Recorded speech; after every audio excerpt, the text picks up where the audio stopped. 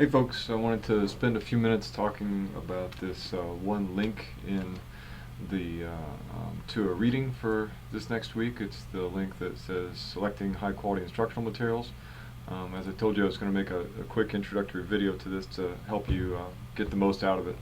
So when you go to that link, you come to the Project 2061 page from American Association for the Advancement of Science, AAAS. And this is entitled A Science Educator's Guide to Selecting High Quality Instructional Materials.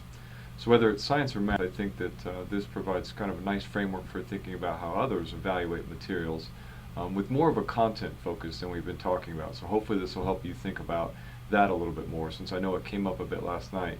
What about the content piece? What about the standards? So let's take a look at what's in this particular set of rating materials and see what they've come up with, and then maybe that'll help you think about some similar things you could do in your rating frameworks.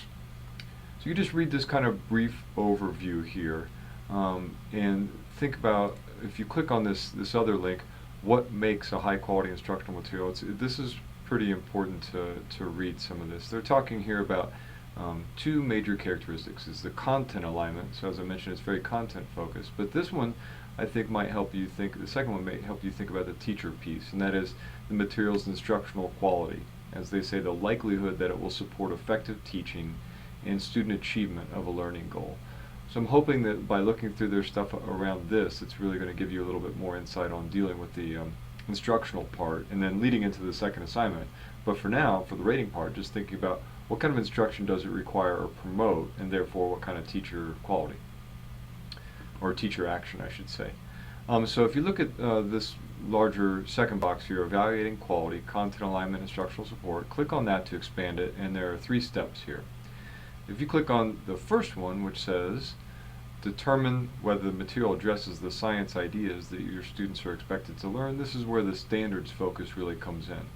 And there's some nice things here. You read through this overview. You don't have to look at kind of all these links, but they do give you a form in each case, and this is nice, to record what you're judging about. Let me make sure I can get that in the recording window here for you, about the material and what your thoughts are. So they give you a place to kind of just note what the resource is, and then some guiding questions. For example, instructional quality. It's talking about, if you're analyzing instructional quality of an activity built around a phenomenon, are students likely to make the necessary observations about it that will help them understand the underlying science ideas. It's pretty wordy, but they definitely give you something to go on here for thinking about some of these things. So spin through these forms and see what you think of the way they've got that set up there. And there's some other kinds of things here. Science ideas, when you click on that, you can go through this whole thing, and they're talking mostly about the AAAS benchmarks for science literacy. The Atlas of Science Literacy is the thing that we did 2 times ago when you mapped out those different benchmarks on a big piece of chart paper, the National Science Education Standards, and then the new framework for science education. So that's the content piece. If you click on the helping students understand ideas, the instructional part, I'm hoping that this part, reading through this, can really help you get a grip on the idea of what a teacher would need to do to teach this, and therefore how you might rate it in terms of the teacher education or teacher PD piece. So if you look, for example, right here, for example, the material clearly addresses the substance of the learning goal, so that could be related to, does it sort of require the teacher to explicitly state the learning goal? And I would hope that most curricula do.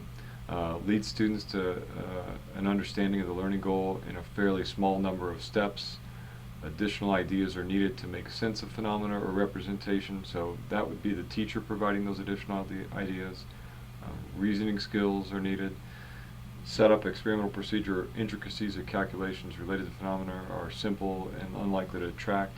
So all of these things, I think, lead into thinking about what a teacher needs to be able to do in order to teach that material effectively. Now again, we're getting into that kind of second assignment, but hopefully that'll help scaffold what you're thinking about for the first.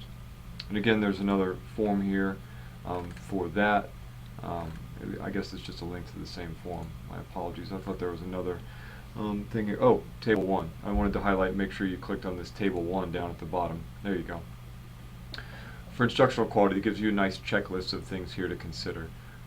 So, does it provide a sense of purpose? That is, does it give an overall sense of direction? That's the objective stating thing. Provide a sense of purpose for each lesson. Is there an obvious rationale for the way they're sequencing things? Does it take into account students' ideas? We talked about that briefly last night. Engage students with phenomena. Develop and use scientific ideas. So, promote student thinking. Assess progress. So as you read through all these things, this is sort of that checklist type of indicators.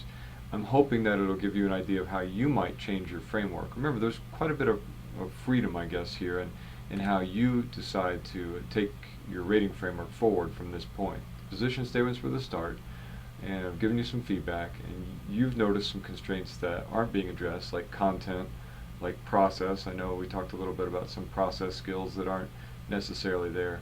So here's another take, a very content-focused take, and also dealing with instruction. So maybe this will help you think about what you can do to modify that framework as you kind of move forward. And then again, when you make those modifications, I already have those documents shared with me, but just shoot me an email and say, hey, could you take a look at this again and give us some feedback? And I'll be more than happy to do that. And so consider it, over the next couple weeks, an iterative process of you refining your framework a little bit based on what we talked about in class and what you read this coming week for the materials. I'll give you some feedback. You may tweak it again and then start rating things. But certainly just let me know when I can give you feedback on that. A couple other things I wanted to mention. Go back to eCollege here. I added in this conversation. Remember we talked about last night, we came up with that idea in class to think about your current ideas about this teacher ed piece.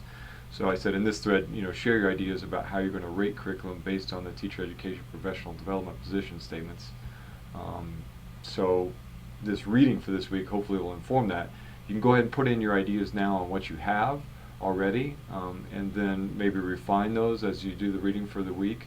And hopefully by kind of sharing across your groups, everybody can get maybe a better sense of how to proceed with that one. Okay?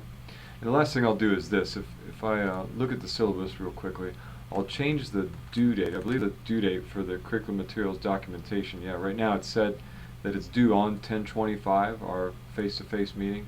I'll change the due date to that, and I meant to do that before, to the Sunday afterwards, so that you should have it pretty well wrapped by the time we meet next time face-to-face, but it won't be due to hand in to me or to submit to me the documents until that Sunday, and that'll give you a few days after we meet to tidy things up if you want. So I guess rather than the 25th, that'd be the 28th. I'll go ahead and make those changes so you can expect those. All right, as always, let me know if you have any questions. Use the feedback form, email, call, chat, whatever, and have a good week.